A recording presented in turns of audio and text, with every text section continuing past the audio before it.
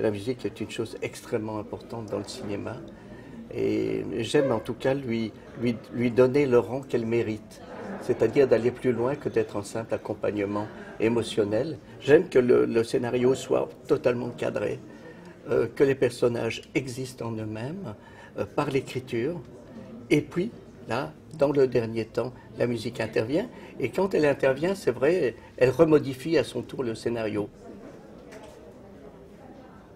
Les comédiens sont habités et on sait qu'on travaille dans un cadre musical. Ce qui fait que, inévitablement, la manière de dire les choses, la manière de donner les répliques, on va trouver un son musical. J'ai la chance de travailler avec des compositeurs qui n'existent plus. Quand on fait un film sur le siècle de Louis XIV, c'est vrai, Jean-Baptiste Lully n'existe plus. Pour Farinelli, par exemple, le directeur musical avec qui je travaillais à l'époque est fortement intervenu dans les arrangements eux-mêmes, hein, en fonction du scénario et en fonction oui, en fonction de ce qu'il fallait dire. Je trouve que le cinéma a démissionné.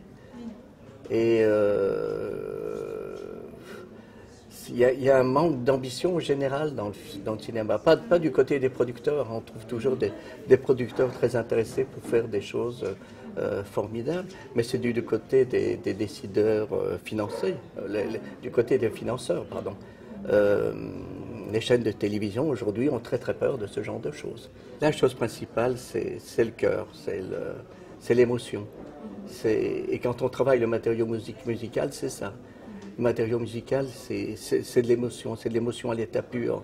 C'est une des plus belles choses qui soit. La musique peut dire des choses que jamais aucune parole ne pourra rendre. Et c'est ça, sa force. C'est tout ce que je peux dire. Mais c'est fondamental, attention. C'est fondamental.